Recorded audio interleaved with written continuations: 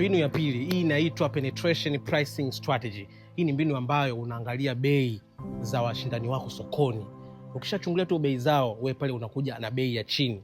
Hii kwa Tanzania nimeona kwa Room of Jeans majuzi hapa alivyotangaza jeans zake ni shilingi 5,500.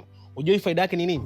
Kwanza unapata wateja wa haraka. As you know, siku ile duka lilivyozinduliwa, watu walivyofurika mule ndani, watu wamejaa, kila mtu anataka ajaribu hiyo jeans ya 5,500 ipoje, ladha yake ipoje hiyo jeans. Na siku zote bei ya chini hufanya watu wajaribu bidhaa mpya bila hofu. Faida ya pili ya hii penetration pricing strategy, kwanza mimi nawapongeza Room of Jeans kwa sababu wamefanikiwa kuuza kwa haraka na kwa wingi, na siku zote bidhaa ambayo ina bei ya chini hununuliwa na watu wengi zaidi, na hii husaidia kuongeza cash flow ya bidhaa, lakini pia inasaidia kuzungusha stock kwa haraka. Faida ya tatu ambayo walioipata Room of Jeans kwa kutumia hii strategy ni kujenga brand awareness nzuri. As you know, Room of Jeans wana branch Kinondoni, wana branch Makumbusho. So alivyoona tu anafungua branch mpya Sinza, akataka branch ile ya Sinza ijulikane kwa uwepesi.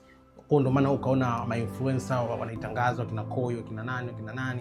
Ila mbinu kubwa aliyoitumia ni kushusha bei, ni kutangaza bei ndogo.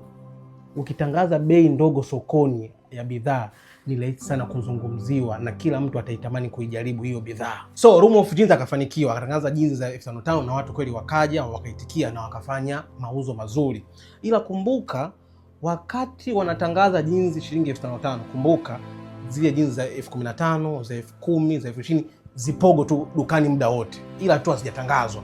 So nikaona watu wengi wanalalamika, wanasema anatangaza jeans shilingi 5,000 ila ukiingia sio dukani unauziwa 15,000. Hapana, zile za 15,000 za 10,000 zipogo muda wote, sema tu hazijafanywa tu matangazo.